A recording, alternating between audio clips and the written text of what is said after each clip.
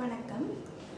மாகாண கல்வி திணைக்களத்தின் அனுசரணையுடன் விவசாய விஞ்ஞான பாடத்தில் நடைபெற்ற மாதிரி பரீட்சையின் அமைப்பு கட்டுரை வினாக்களுக்கான கலந்துரையாடல். இதுல பாத்தீங்கன்னு சொன்னா முதலாவது கேள்வி ஒரு படம் ஒன்று உங்களுக்கு தரப்பட்டிருக்கிறது. இந்த படத்தை பார்த்து பின்வரும் வினாக்களுக்கு விடை அளிக்குக என்று உங்களுக்கு சொல்லப்பட்டிருக்கு.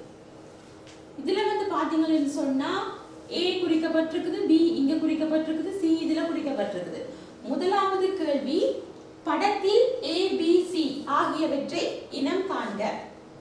இதுல A உலர்குமிழ் வெப்பமானி, B ஈரகுமிழ் வெப்பமானி, C கேன்வஸ் துண்டு அல்லது நாங்க மஸ்லின் கிளாத் என்று சொல்லி சொல்லலாம். அப்ப A உலர்குமிழ் வெப்பமானி, B ஈரகுமிழ் வெப்பமானி, C கேன்வஸ் துண்டு. இரண்டாவது கேள்வி, A, B ஆகியவற்றின் வாசிப்புகளுக்கு இடையிலான வேறுபாட்டிற்கு காரணம் யாது என்று கூறப்பட்டிருக்குது. இதுல A ஈரகுமிழ் வெப்பமானி, B உலர்குமிழ் வெப்பமானி. இப்ப ரெண்டு வாசிப்புக்கு இடையிலான வேறுபாட்டுக்கு காரணம் என்னன்னு சொல்லி நாங்க பார்த்தோம்னு சொன்னா, இந்த ஈரகுமிழ் வெப்பமானியோட இணைக்கப்பட்டிருக்கிற கேன்வஸ் துண்டுடன் ஒரு நீர் பாத்திரம் ஒன்று இருக்கும். அந்த பாத்திரத்துக்குள் நீர் இருக்கும். அந்த நீருடன் இந்த கேன்வஸ் துண்டு அல்லது மஸ்லின் கிளாத் தொடுகை அடைந்தவாறு காணப்படும். அப்ப என்ன செய்ய போகுதுன்னு சொன்னா, இந்த தொடுகை அடைந்தவாறு காணப்படுகின்ற இந்த நீர் துணியில காணப்படுகின்ற நீர் இந்த குமிழுக்கு கிட்ட போனோன்னா ஆவியாகும். ஆவியாகல அது ஆவியாகிறதுக்கு தேவையான வெப்பநிலையை இந்த ஈரக்குமிழ் வெப்பமானி இந்த குமிழுக்கு கிட்ட உள்ள வளிமண்டலத்திலிருந்து பெற்றுக்கொள்ளும். அப்ப என்ன நடக்கும்னு சொன்னா, இந்த B வாசிப்பு குறைவடையும். ஆகவே அதான் விடையாக உங்களுக்கு கொடுக்கப்பட்டிருக்குது. B கேன்வஸ் துண்டின் வழியே மேலே செல்லும் நீர் குமிழுக்கு அருகே ஆவியாகும். எனவே B வாசிப்பு குறைவடையும். ஆகவே A வாசிப்புக்கும் B வாசிப்புக்கும் இடையில கணிசமான வேறுபாடு இருக்கும். A உலர்குமிழ் வெப்பமானி, அது சாதாரண வளிமண்டல வெப்பநிலையை எங்களுக்கு தரப்போகுது. B ஈரக்குமிழ் வெப்பமானி. மூன்றாவது அடுத்த கேள்வி, ஒரு கூற்றொன்று தரப்பட்டிருக்குது. எமது நாட்டு விவசாயத்துறை பல்வேறு பிரச்சனைகளையும் சவால்களையும் எதிர்நோக்குகின்றது. அதன் அடிப்படையில் முதலாவது கேள்வி கேட்கப்பட்டிருக்கிறது, இலங்கை விவசாயத்துறையில் எதிர்நோக்குகின்ற சவால்கள் 2 தருக. இலங்கை விவசாயத்துறையில் எதிர்நோக்குகின்ற சவால்கள் 2, பிரதானமாக நிறைய சவால்கள் காணப்படுகிறது. அதுல முக்கியமான 2 சவால்கள் நாங்க பார்க்க போனோம்னு சொன்னா, அதுல மிகவும் பிரதானமான சவாலை ஏற்றுக்கொள்ளலாம். உணவுப் பொருட்கள் இறக்குமதி. உணவுப் பொருட்கள் இறக்குமதி நாங்க சொல்லிக்க என்னன்னு சொன்னா, இப்ப வெளிநாடுகள்ல இருந்து சில உணவுப் பொருட்களை நாங்க குறைந்த தீர்வையுடனோ இல்லாட்டி குறைந்த தீர்வையின்றி நாங்க என்ன செய்யறோம்னு சொன்னா இறக்குமதி செய்யறோம். அப்படி குறைந்த தீர்வையுடன் இறக்குமதி செய்யல அந்த உற்பத்தி பொருட்களை நாங்க உள்நாட்டுல உற்பத்தி செய்கின்ற பொழுது அந்த உள்நாட்டு உற்பத்திக்குரிய சந்தைத்தன்மை குறைவடைகிறது. உதாரணமாக உருளைக்கிழங்கு, பெரிய வெங்காயம் போன்றவற்றை குறிப்பிடலாம். இப்ப நாங்க குறைஞ்ச காசோட இறக்குமதி செய்ய அந்த இறக்குமதி செய்கின்ற உருளைக்கிழங்கு வெங்காயத்தை தான் என்ன செய்யணும்னு சொன்னா மக்கள் வாங்க பார்ப்பார்கள். ஆகவே உள்ளூர் உற்பத்திகள் உள்ளூர் உற்பத்திக்கான சந்தை வாய்ப்புகள் குறைவாக இருக்கும். அப்ப இது ஒரு பிரதானமான ஒரு சவால் உணவுப் பொருட்கள்ல இறக்குமதி. இரண்டாவது பின்னடைவான தொழில்நுட்பம். பின்னடைவான தொழில்நுட்பம் சொல்லி நாங்க பார்த்தோம்னு சொன்னா, விவசாயத்துல பொறிமுறை அதாவது இயந்திரங்களோட பாவனைகள் குறைவாக இருக்கும், குறைவாக காணப்படுகிறது. பின்னடைவான தொழில்நுட்பத்துல ஒன்றாகும். மற்றது போஸ்ட் ஹார்வெஸ்ட் டெக்னாலஜி, அதாவது அறுவடைக்கு பிந்திய தொழில்நுட்ப முறைகள் நாங்கள் பயன்படுத்தாம இருக்கிறது ஒரு பின்னடைவான தொழில்நுட்பங்கள்.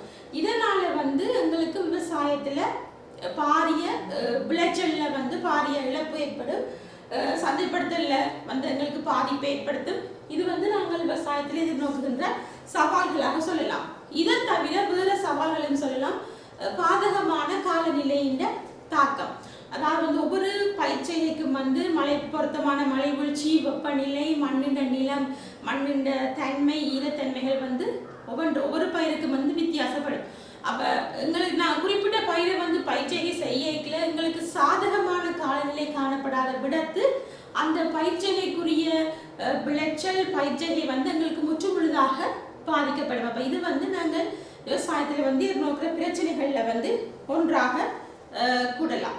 அடுத்ததாக வந்து நாங்கள் பயிர் செய்கின்ற பயிரிடப்படுகின்ற பயிரிட விளைச்சல் வந்து உச்ச மட்டத்தை அடையாம இருக்கிறது எங்களுக்கு இன்னொரு சவாலாக இருக்கும். ஏன்னு சொன்னால் அதுக்குரிய காரணமாக நாங்கள் சொல்லலாம் பூச்சிப்பூச்சிகளின் தாக்கம், நோய் தாக்கம், நாங்கள் சரியாக முறையில் வந்து மண்ணை வந்து பண்படுத்தாமை அப்படி அறுவடைக்கு முந்தின காரணிகள் வந்து சில நேரங்களில் எங்களுக்கு பிரச்சனைகளை ஏற்படுத்தி சரியான விளைச்சல் மட்டத்தை பேண முடியாம இருக்கிறது ஒரு சவாலாக இருக்கும். அடுத்தது நாங்க பார்த்தோம்னு சொன்னா விவசாயம் சார்ந்த முயற்சி ஆண்மைகளுக்குரிய தட்டுப்பாடு நிலவுறது. தற்காலத்துல வந்து விவசாயத்தை வந்து பெரிதாக வந்து இளைஞர்கள் விரும்புவதில்லை. அப்ப புதிதாக வந்து நாங்கள் இளைஞர்கள் வந்து விவசாயத்துல ஈடுபடாம முயற்சியாண்மை இல்லாம இருக்கிறதும் நாங்க தற்காலத்துல விவசாயத்துல எதிர்நோக்குகின்ற பிரச்சனைகள், விவசாயத்துல எதிர்நோக்குகின்ற சவால்களில் ஒன்றாக குறிப்பிடலாம். ஆகவே கேட்ட கல்வி இலங்கை விவசாயத்துறை எதிர்நோக்கப்படுகின்ற சவால்கள் கேட்கப்பட்டிருக்கின்றது. அதுல பிரதானமாக நாங்கள் கொடுக்கலாம் உணவுப் பொருட்கள் இறக்குமதி, பின்னடைவான தொழில்நுட்பம், பாதகமான காலநிலைகளின் தாக்கம், குறிப்பிட்ட பயிரின் விளைச்சலை வந்து உயரிய மட்டத்தில் பேண முடியாமை, அடுத்தது வந்து விவசாயம் சார்ந்த முயற்சியாண்மைகளுக்குரிய தட்டுப்பாடு நிலவுகின்றவை நாங்கள் குறிப்பிடலாம்.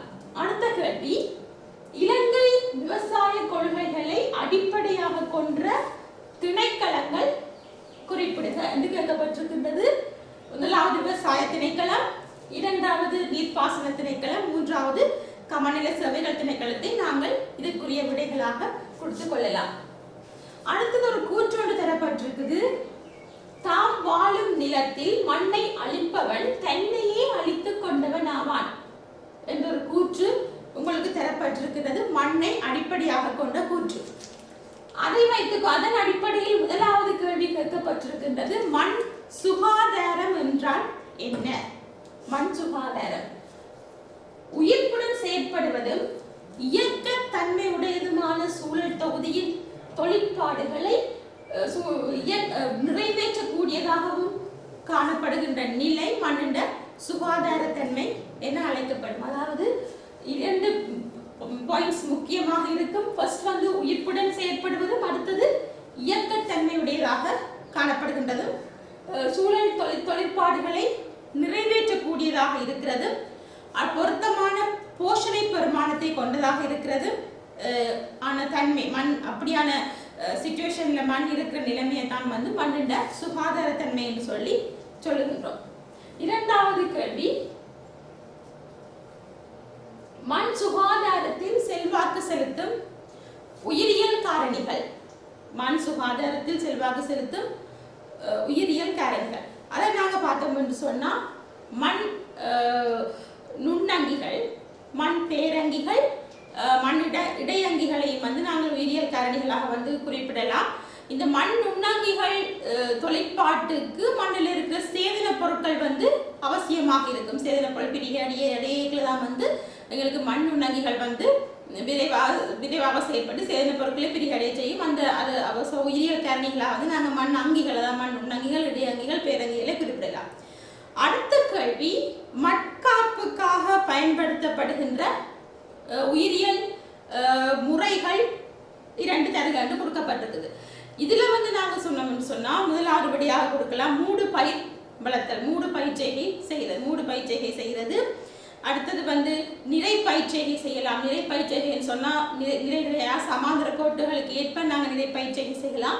அடுத்தது இருவரிசை முறை அல்லது உயிர்ப்பு முறை அல்லது சோல்ட் முறை என்று சொல்லப்படுகின்ற முறையை வந்து நாங்கள் பயன்படுத்தி கொள்ளலாம். அடுத்ததாக கேட்கப்பட்டிருக்கின்றது, மண் சுகாதாரம் குன்றுவதில் பங்களிப்பு செய்யும் காரணிகள் இரண்டு தருக. இதுல நிறைய காரணிகள் பங்களிப்பு செய்யுது. இதுல பிரதானமாக நாங்க மண்ணரிப்பு, காடழித்தல் இதுல கொடுக்கப்பட்டிருக்கு. மண்ணரிப்பு, காடழித்தல் இது மட்டுமல்ல, இதை தவிர முறையற்ற ரசாயன பொருட்களின் பயன்பாடு, அதாவது நாங்கள் முறையற்ற விதத்துல ரசாயன பீடை நாசினிகள் ரசாயன உரங்களை பயன்படுத்துவதன் மூலம் எங்களுக்கு மண்ணிட தரம் வந்து குன்றுது, மண்ணிட சுகாதாரம் வந்து குன்றுது. அப்ப முறையற்ற ரசாயன பாகுபாடு, மண்ணுடன் நச்சுத்தன்மையான பொருட்கள் சேருதல், முறையற்ற விதத்தில் மண்ணை பண்படுத்தல், தொடர்ந்து ஒரே ஆழத்துல நாங்க பண்படுத்தினோம்னு சொன்னா மண் வந்து இறுக்கத்தன்மை அடையும். அதனால வந்து மண் சுகாதாரம் குன்றும். அதை விட மண்ணில் இருக்கு மண்ணுக்கு மண் ஏற்படுகின்ற அமிலத்தன்மை, காரத்தன்மை, உபத்தன்மை காரணமாக மண்ணில் இருக்கிற போஷணை பொருட்கள் பெற முடியாம போறதெல்லாம் வந்து மண் சுகாதாரம் குன்றுதல்ல பங்களிப்பு செய்த காரணிகளாக அமையும். இதுல நாங்க பிரதானமாக குறிப்பிட்டிருக்கிறோம் மண் அரிப்பும் காடழித்தலும் பிரதானமாக குறிப்பிடப்பட்டிருக்குது. அடுத்த கேள்வி, வளியில் இருந்தும் நீரில் இருந்தும் பெறப்படுகின்ற அத்தியாவசியமான தாவர போஷணை மூலகங்கள் கார்பன், ஹைட்ரஜன், ஆக்சிஜன்.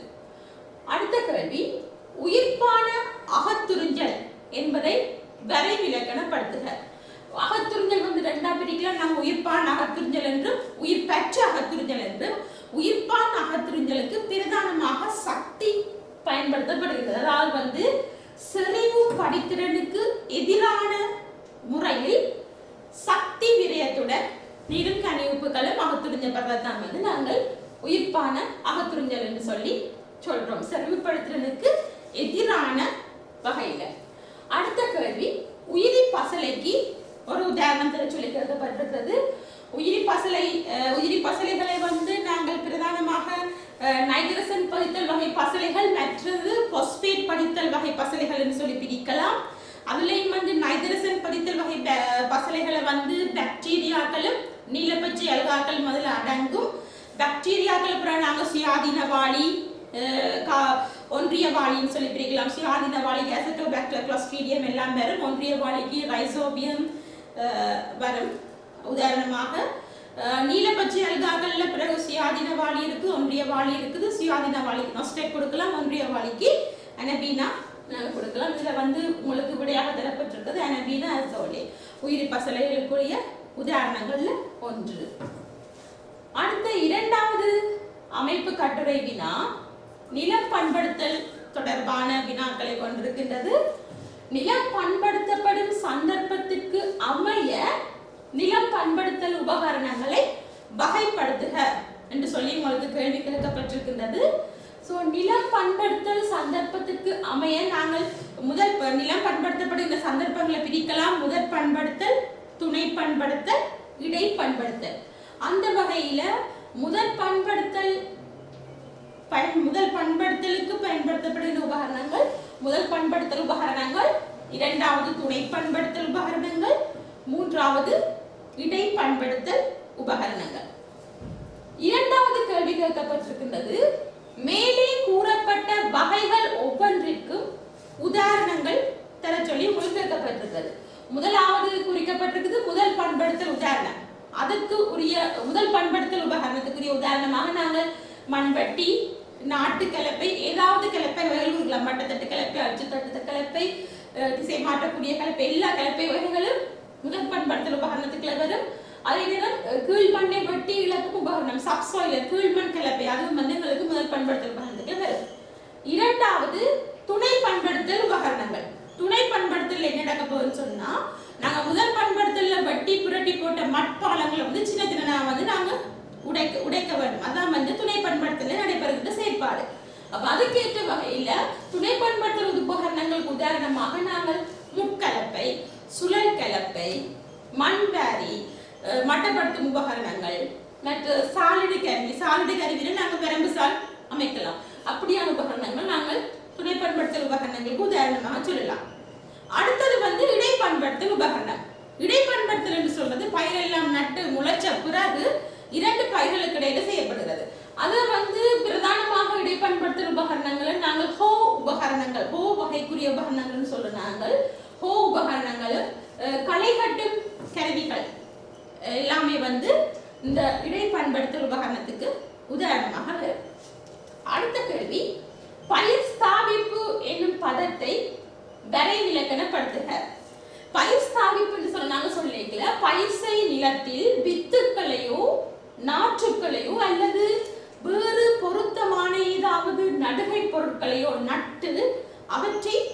வளர செய்வது, அவற்றை முளைத்து வளர செய்வதுதான் வந்து நாங்கள் இந்த பயிர் ஸ்தாபிப்புன்னு சொல்லி சொல்றோம். பயிர் ஸ்தாபிப்புல நாங்கள் வித்துக்களையும் நடலாம், நாற்றுக்களையும் நடலாம். ஆகவே அதுக்குரிய வரைவிலக்கணம், பயிர் செய் நிலத்தில் வித்துக்களையோ நாற்றுக்களையோ அல்லது வேறு பொருத்தமான நடுகை பொருட்களையோ நட்டு அவை முளைத்து வளர செய்வதாகும். இரண்டாவது கேள்வி, வரிசையில் நடுதலுடன் ஒப்பிடுகையில் வீசி விதைத்தலின் அனுகூலம் ஒன்றும் பிரதிகூலம் ஒன்றும் தருக. இந்த பயிர் ஸ்தாபிப்பு முறைகள்ல நாங்க வரிசை ஒழுங்கான முறையிலே நடலாம், ஒழுங்கற்ற முறையிலே நடலாம். ஒழுங்கான முறை என்று சொன்னா வரிசையில நடுகிறது, அது நாற்றாக இருக்கலாம், வித்தாக இருக்கலாம், வரிசையில நாங்க நடலாம். ஒழுங்கற்ற முறை என்று சொல்றது வீசி விதைக்கிறது, அதுவும் நாங்க வித்துக்களையும் வீசி விதைக்கலாம், நாற்றுக்களையும் வீசி விதைக்கலாம். இதுல வந்து ரெண்டோடையும் ஒப்புடைக்கல ஒவ்வொன்றையும் அனுகூலமும் பிரதிகூலமும் கேட்கப்பட்டிருக்குது. வரிசையில வந்து வரிசை நடுதலுடன் ஒப்புடைக்க வீசி விதைக்கல எங்களுக்கு வந்து டைம் நேரம் வந்து குறைவாக தேவைப்படும். மனித உடல் உழைப்பு வந்து குறைவாக தேவைப்படும். ஏன்னு சொன்னா நாங்க ஒரு இடத்துல நின்று கொண்டுதான் வீசி விதைக்க போறோம். அந்த ஏரியா ஃபுல்லா நாங்க என்ன செய்ய தேவையில்லை, நடந்து தெரிய தேவையில்லை. அப்ப நேரமும் குறைவு, உடல் உழைப்பும் வந்து குறைவு. பிரதிகூலம் என்னன்னு சொன்னா நாங்க வீசி விதைக்கல அதிகளவான வித்துக்கள் வந்து எங்களுக்கு தேவைப்படும். வரிசையில் நடுதலுடன் ஒப்பிடும் போது வரிசையில் நடக்க நாங்க வித்துக்களை ஒரு குழிக்கு ஒவ்வொன்றாகவும் இரண்டாக தான் போட்டுக்கொண்டு போவோம். ஆனா வீசி விதைக்கல ஒரு இடத்துல நின்று கொண்டு ஃபுல்லா வித்துக்களை வந்து நாங்க எறிய போறோம். அப்ப அந்த எறிகிற அவ்வளவு வித்துக்களும் முளைக்கும் என்று சொல்லலாம். சிலர்கள் வந்து பறவைகள் வந்து உட்கொள்ளலாம், சிலது வந்து வேஸ்டா போகலாம். அப்ப அதிகளவான வித்துக்கள் வந்து தேவைப்படுறது இதுக்குரிய ஒரு பிரதிகூலமாக அமையும் வீசி விதைத்தல்ல. அடுத்த கேள்வி, நிலக்கீழ் நீர் நிரம்பலுடன் தொடர்பானதாக காணப்படுகின்றது. நிலக்கீழ் மீள் நீர் நிரம்பல் என்று சொன்னால் என்ன? நிலக்கீழ் மீள் நிரம்பல் என்று சொன்னால் என்ன? மேற்பரப்பு நீர் பொசிவதாலும் ஆழ ஊடு வடிவதாலும் நிலைக்குத்தாக கீழ் நோக்கி சென்று நிலக்கீழ் நீருடன் சேருகின்ற ஒரு செயல்முறை தான் நிலக்கீழ் மீள் நிரம்பல். இந்த நிலக்கீழ் மீள் நிரம்பல், அடுத்த கேள்வி, நிலக்கீழ் மீள் நிரம்பலை விருத்தி செய்யக்கூடிய முறைகள் இரண்டு. நிலக்கீழ் மீள் நிரம்பல் சொன்னா மேற்பரப்பில் இருக்க நீர் வந்து ஆழ ஊடு வழிகிறதாலையும் பொசிகிறதாலையும் வந்து நிலைக்குத்தாக கீழ் நோக்கி சென்று நிலத்தடி நீரோட சேருகின்ற செயல்முறை தான் நிலக்கீழ் மீள் நிரம்பல் முறை. இது ரெண்டு முறையில் எடுக்கொண்டு மைய மீள் நிரம்பல், அடுத்தது பரவ மீள் நிரம்பல். கேட்டப்பட்ட கேள்வி வந்து விருத்தி செய்யக்கூடிய முறைகள். விருத்தி செய்யக்கூடிய முறைகள் என்று சொன்னா நாங்க என்ன செய்யலாம்னு சொன்னா, ஃபர்ஸ்ட் வந்து நீர் போசிப்பு பிரதேசங்களை வந்து நாங்கள் பாதுகாக்க வேண்டும், நீர் போசிப்பு பிரதேசங்களை. இரண்டாவது வந்து குழிகள், வடிகால்கள், கான்கள் ஏதாவது வந்து நாங்கள் அமைக்கலாம். அமைச்சோம்னு சொன்னா மழை நீர் வந்து அதுல தேங்கி நின்று கீழே என்ன செய்யும், ஆழ ஊடுருவி போகும். அடுத்து வந்து நாங்கள் மழை நீர் சேகரிப்பு தொட்டிகளை வந்து அமைக்கலாம், மழை நீர் சேகரிப்பு தொட்டிகளை வந்து அமைச்சு கொள்ளலாம். அடுத்தது வந்து சிறு சிறு குழிகளை வந்து நாங்கள் அமைச்சு கொள்ளலாம். சிறு சிறு குழிகளுக்குள்ள வந்து நீர் நின்று அப்ப அதை என்ன செய்யும், கர நேரம் நின்று கீழே வந்து ஆழ ஊடுருவும். அடுத்தது வந்து மண்ணுடன் வந்து சேதன பொருட்களை வந்து கலக்கலாம். சேதன பொருள் நிறைய நீரை உறிஞ்சி வச்சிருந்து கீழே கடத்தும் மண். அப்ப இப்படியான செயற்பாடுகள் மூலம் நிலக்கீழ் மீள் நிரம்பலை நாங்கள் விருத்தி செய்து கொள்ளலாம். அடுத்த கேள்வி, சுவாசம் என்பதை வரைவிலக்கணப்படுத்துக. சுவாசம் வந்து கிளர்ச்சுவாசம் சேதன சேவைகள் நொதிய தாக்கங்கள் மூலம் உடைத்து சக்தியை பெறுகின்ற ஒரு செயற்பாடு தான் சுவாசம். அடுத்த கேள்வி, இந்த சுவாச பொறிமுறையின் மூன்று பிரதான கட்டங்கள் கிளைகோ பகுப்பு, கிரப்பின் பட்டம், இலத்திரன் கொண்டு செல்லும். இந்த மூன்று படிமுறைகளுக்கூடாக சுவாசம் நடைபெறுகின்றது. அடுத்த கேள்வி, சுவாசத்தில் செல்வாக்கு செலுத்தும் அகக்காரணிகள் இரண்டு. நொதியங்களும் கலச்சேதைகளும், அதாவது அகக்காரணிகள் சொல்றது நாங்கள் கிளத்துக்குள்ள இருக்கிறது அகக்காரணி, கிளத்துக்கு வெளியில் இருக்கிறது புறக்காரணி. ரெண்டு காரணி செல்வாக்கு செலுத்தும் அகக்காரணி புறக்காரணியும் கேட்கப்பட்ட கேள்வி. அகக்காரணி, நொதியங்களும் கலச்சேர்வைகளும் இந்த சுவாசத்துல செல்வாக்கு செலுத்துகின்றன. அடுத்த பாட் முதலாவது கேள்வி, வித்து முளைத்தலை வரைவிலக்கணப்படுத்துக. வித்து முளைத்தல் சொன்னா என்னன்னு சொன்னா, முளையத்தின் உயிர்ப்பான வளர்ச்சி காரணமாக வித்துறையை கிழித்தவாறு நாற்று வெளிப்படுதல் ஆகும். இது வந்து வித்து முளைத்தலுக்குரிய வரைவிலக்கணம். அதாவது முளையத்தின் உயிர்ப்பான வளர்ச்சி என்றது முதலாவது போய், வித்துறையை கிழித்தவாறு இரண்டாவது போய், நாற்று வழிவாரது மூன்றாவது பேர். இப்ப முளையத்தின் உயிர்ப்பான வளர்ச்சி காரணமாக வித்துறையை கிழித்தவாறு நாற்று வெளிவருகின்ற செயல்முறையை வித்து முளைத்தல் என அழைக்கப்படும். அடுத்த கேள்வி, இந்த வித்து முளைத்தலின் 5 பிரதான படிமுறைகளை குறிப்பிட சொல்லி இருக்குது. அதுல முதலாவது வித்தினுள் உட்கொள்ளுகை மூலம் நீர் உட்செல்லுதல், இரண்டாவது நொதியங்கள் தொழிற்படுதல், மூன்றாவது வளர்ச்சி ஆரம்பித்தல், நான்காவது வித்துறை வெடித்தல், ஐந்தாவது நாற்று வெளிப்படுதல். அதாவது ஃபர்ஸ்ட் வித்தினுள் உட்கொள்ளுகை மூலம் நீர் உட்செல்லப்படும். நீர் உட்செல்லப்பட்டு அங்க நொதியங்கள் உயிர்ப்பாக்கப்படுகிறது. நொதியங்கள் உயிர்ப்பாக்கப்படுவதன் மூலம் முளையம் உயிர்ப்பாக்கப்பட்டு வளர்ச்சி ஆரம்பிக்கப்படுது. வளர்ச்சி ஆரம்பிக்கப்பட்டு முளையம் வளர்ச்சி கொண்டு வரையில வித்துறை படித்து அது நாற்றாக வெளியில வெளிப்படுகின்றது. இதான் வித்து முளைத்தல் 5 பிரதான செயற்பாடு. அடுத்த கேள்வி, பரம்பரை அலகு தொழில்நுட்பம் என்று சொன்னா என்ன? அங்கிகளையோ அல்லது உயிரியலிய பகுதிகளையோ பயன்படுத்தி யாதேனும் தாவரம், விலங்கு அல்லது ஏதாவது ஒரு நுண்ணங்கியை தோற்றுவிக்கிற செயற்பாடு பரம்பரை அலகு தொழில்நுட்பம் என்று சொல்லலாம். மூன்றாவது கேள்வி, முதலாவது பகுதி, பாதுகாக்கப்பட்ட கட்டமைப்பு வகைகளை குறிப்பிடுக. பாதுகாக்கப்பட்ட கட்டமைப்பு வகைகளை குறிப்பிடுக. முதலாவது 3 வகையான கட்டமைப்பு இருக்கு. தற்காலிக அமைப்பு, குறை நிரந்தர அமைப்பு, நிரந்தர அமைப்பு. அடுத்தது அதுக்குரிய உதாரணங்கள் கேட்கப்பட்டிருக்குது. தற்காலிக அமைப்புக்குரிய உதாரணமாக எளிய இனப்பெருக்கல் கட்டமைப்பு, தனி பயிற்சிகை மறைப்பு, வரிசை மறைப்பு, பாத்தி மறைப்பு, குளிர்ச்சட்டகம் போன்ற நிறைய உதாரணங்களை நாங்கள் கொடுத்துக் கொள்ளலாம். அடுத்தது குறை நிரந்தர அமைப்புக்குரிய உதாரணமாக பொலித்தீன் கூடாரம், வெளிச்சு மனைகளை நாங்கள் குறிப்பிடலாம்.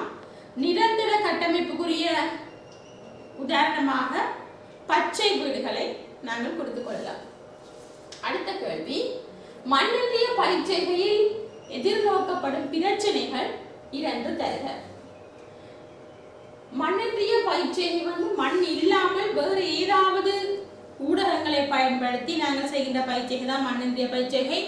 அந்த ஊடகம் மண்ணிய நீர்மய ஊடகமாக இருக்கலாம், அல்லது திண்ம ஊடகமாக இருக்கலாம், அல்லது காற்றிற்குரிய பயிற்சிகையாக இருக்கலாம். இந்த மண்ணின்றிய பயிற்சிகையில் நாங்கள் செய்யல ஃபர்ஸ்ட் ஆரம்ப உற்பத்தி செலவு அதிகமாக இருக்கும். அது முதலாவது பிரச்சனை. ஆகவே ஆரம்ப உற்பத்தி செலவு கூட என்றபடியா நாங்கள் சாதாரணமான பயிர்களை மண்ணின்றிய பயிற்சிகையில வளர்க்க மாட்டோம். உயர்ந்த பெருமானமுடைய, உயரிய பொருளாதார பெருமானமுடைய ஏதாவது பயிர்களை தான் நாங்கள் இந்த மண்ணின்றிய பயிற்சிகளை வளர்க்கக்கூடியதாக இருக்கும். அது ஃபர்ஸ்ட் பிரச்சனை. இரண்டாவது நிறுவன வசதிகள் குறைவாக இருக்கும். மண்ணின்றிய பயிற்சிகைக்குரிய கட்டமைப்புகளை நாங்கள் உருவாக்கி கொள்வதற்குரிய சேவை வழங்குகின்ற நிறுவனங்கள் தொழில்நுட்ப வசதிகள் அந்த நிறுவனங்கள் மூலமாக கிடைக்கின்ற தொழில்நுட்ப வசதிகள் குறைவாக காணப்படுகின்ற செயற்பாடுகள் எங்களுக்கு நாங்கள் எதிர்நோக்குகின்ற ஒரு பிரச்சனைகள் ஒன்றாக இருக்கும். அதே நேரம் இந்த மண்ணின்றிய பயிற்சிகையில நாங்கள் விசேடமான கட்டமைப்புகளை பயன்படுத்த போறோம். அந்த கட்டமைப்புகள்ல எங்களுக்கு பொருத்தமான சூழல் நிபந்தனைகளை பேணுறது எங்களுக்கு ஒரு பிரச்சனைகள் ஒன்றாக இருக்கும். பொருத்தமான சூழல் நிபந்தனைகளை பேண முடியாமல் காணப்பட பயிருக்கு சாதகமான நிலைமைகளை நாங்கள் பேண வேண்டும். அது சில நேரங்கள் எங்களுக்கு பிரச்சனைக்குரியதாக இருக்கலாம். அடுத்தது இந்த குறிப்பிட்ட பிரச்சனையை குறைப்பதற்கு, இழிவளவாக்குவதற்கு நாங்கள் மேற்கொள்ளக்கூடிய 2 நடவடிக்கைகள் சொன்னா, ஃபர்ஸ்ட் ஆரம்ப மூலப்பொருட்களை பெறுவதற்கும் உற்பத்திகளை சந்தைப்படுத்துவதற்கும் வசதிகளை நாங்கள் ஏற்படுத்திக் கொள்ள வேண்டும்.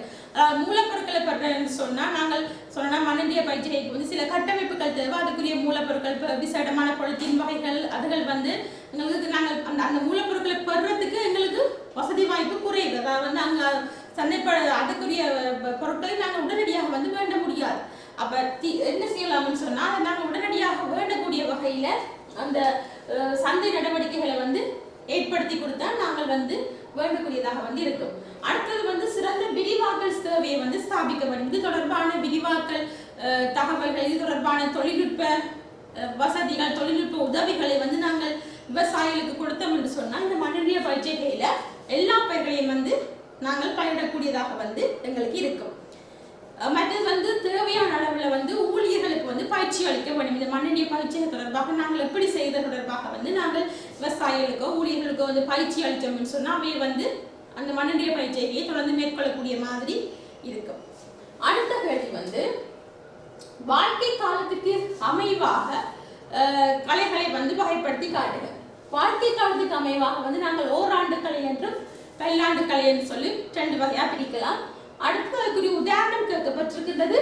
ஓராண்டு கலைக்குரிய உதாரணமாக குப்பை மேனியும் பல்லாண்டு கலைக்குரிய உதாரணமாக சிறு கோரையும் நாங்கள் சொல்லிக்கொள்ளலாம்.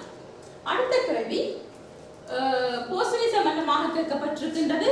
குறையூட்டத்துக்கு ஏதுவான காரணிகள். போதிய அளவு முதலாவதாக கொடுக்கப்பட்டிருக்கிறது போதிய அளவு உணவு கிடைக்காமை. இரண்டாவது உணவு கால்வாய் தொகுதி சம்பந்தமான நோய்கள் ஏற்படுறது. உணவு கால்வாய் சம்பந்தமான நோய்கள் ஏற்பட்டா போதிய அளவு உணவு கிடைச்சா கூடியும் என்ன நடக்கும், சாப்பிட முடியாமல் இருக்கும். ஸோ அதனால குறையூட்டம் குறை போஷண நிலைமை ஏற்படலாம்.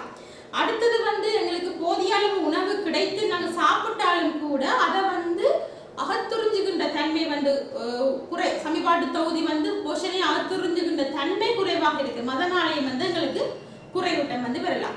அடுத்து நிதமும் அடிக்கடி நோய் தொற்றுக்கு ஆளாகின்ற தன்மை காணப்படுமாயின் எங்களுக்கு குறையூட்டம் வரலாம். ஸோ ஆனால் இதில் பிரதான காரணமாக கொடுக்கப்பட்டிருக்குது போதிய அளவு உணவு கிடைக்காமையும், அடுத்தது உணவு கால்வாய் தொகுதியில உணவு கால்வாய் தொகுதி சம்பந்தமான நோய்கள் ஏற்படுகிறது பிரதான காரணமாக கொடுக்கப்பட்டிருக்குது. அடுத்த கேள்வி இலங்கையில் பரவலாக காணப்படுகின்ற போஷணை குறைபாடு 2. புரத கலோரி குறைபாடும் விட்டமின் ஏ குறைபாடும் பிரதான குறைபாடாக காணப்படுகிறது. அடுத்த கேள்வி கேட்கப்பட்டிருக்கிறது எல்லை உச்ச பழங்களுக்கு 2 உதாரணங்கள். பழங்கள் நாங்கள் எல்லை உச்ச பழம் எல்லை உச்சமற்ற பழம் சொல்லி 2 வகையா பிரிக்கலாம். எல்லை உச்ச பழம் என்று சொன்னா அதுல சுவாச வீதம் கூடவாக இருக்கும். அதனால நாங்கள் அறுவடை செய்த பிறகு நிலக்கு மேல பழுக்கக்கூடியதாக இருக்கும். எல்லை உச்சமற்ற பழம் என்று சொன்னா அறுவடை செய்த பிறகு பழுக்காது. அதாவது மரத்துல பழுத்த பிறகுதான் நாங்கள் அறுவடை செய்யக்கூடியதாக இருக்கும். மாப்பொருள் எல்லாம் குறைவாக இருக்கும். ஆனால் எல்லை உச்ச பழத்துல மாப்பொருள் கூடவாக இருக்கும். அப்ப அதுக்குரிய 2 உதாரணங்கள் மா வாழை கொடுக்கப்பட்டிருக்கின்றது. அடுத்த கேள்வி எல்லை உச்ச பழங்கள் சுவாச வீதத்தை வரைவு மூலம் காட்டுகிறது குறிக்கப்பட்டிருக்கின்றது. சுவாச வீதத்துக்கும் நேரத்துக்கும் கிராஃப் ரேக்ல பழுக்கின்ற கட்டத்துல ஒரு உயர்வு தன்மையை காட்டுகின்றது. அந்த வரைவு உயர்வு தன்மையை காட்டும். பழுக்கின்ற நேரத்துல சுவாச வீதம் உயர்வாக இருக்கும் எல்லை உச்ச பழங்களுக்கு. அடுத்த கேள்வி கோழி வளர்ப்பில் வளர்க்கும் நோக்கத்திற்கு அமைய கோழி வர்க்கங்களை வகைப்படுத்துக. முதலாவது நாங்கள் இறைச்சிக்காக வளர்க்கின்றோம், இரண்டாவது முட்டைக்காக, அடுத்தது 2 நோக்கத்துக்காக இறைச்சிக்காகவும் முட்டைக்காகவும் வளர்க்கின்றோம். அடுத்து ஏனிய நோக்கத்துக்காக. ஏனிய நோக்கம் சொன்னா அழகுக்காக வளர்க்கலாம், விளையாட்டுக்காக வளர்க்கலாம். ஸோ அப்படி ஏதாவது ஏனிய நோக்கங்கள் முட்டைக்காக இறைச்சிக்காக 2 நோக்கமும் அடுத்தது ஏனியவை. அடுத்த கேள்வி கேட்கப்பட்டிருக்கிறது நீர் மேலே குறிப்பிட்ட ஒவ்வொரு வகைக்கும் ஒவ்வொரு உதாரணம் தருகன்னு குறிக்கப்பட்டிருக்கிறது. முட்டைக்காக ஒயிட் லெகான், இறைச்சிக்காக பிரெக்மா, 2 நோக்கங்களுக்காகவும் ஆர்ஐஆர், ஏனியவை இந்தியன் கேம் உதாரணமாக உங்களுக்கு கொடுக்கப்பட்டிருக்கிறது. அடுத்த கேள்வி ஒரு நாள் கோழி குஞ்சுகளை வளர்ப்பிற்காக தெரிவு செய்யும் போது காணப்பட வேண்டிய நிபந்தனைகள் 2 என்று கேட்கப்பட்டிருக்கின்றது.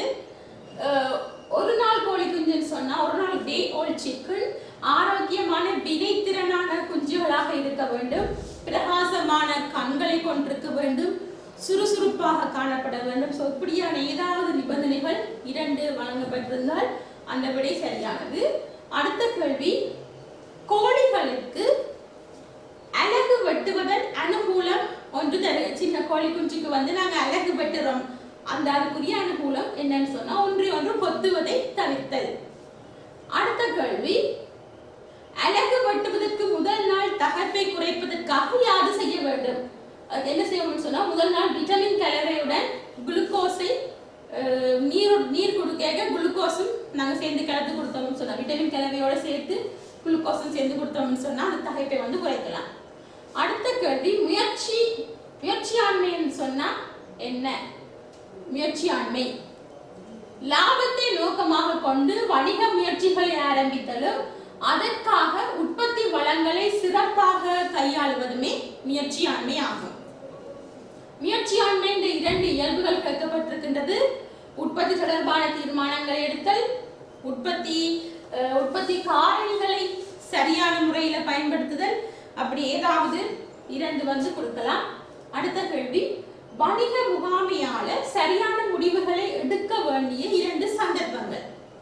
முதலாவது சந்தர்ப்பம், ஊழியர் ஆட்சேர்ப்பு செய்யும் போது வணிக முகாமையாளர் தான் குறிப்பிட்ட தனது நிறுவனத்துக்கு தேவையான ஊழியர்களை ஆட்சேர்ப்பு செய்யப்பாரு. ஸோ அவர் ஆட்சேர்ப்பு செய்யல சரியான முடிவு எடுத்து இந்த ஊழியருக்கு பொருத்தமானவரா என்று தெரிவு செய்து சேர்க்கப்பட வேண்டும். அடுத்தது, அந்த தெரிவு செய்யப்பட்ட ஊழியர்களிடம் பணிகளை ஒப்படைக்கும் போது குறிப்பிட்ட நபர்களுக்கு பொருத்தமான பணிகள் பொருத்தமானவர்களிடம் ஒப்படைக்கப்பட வேண்டும்.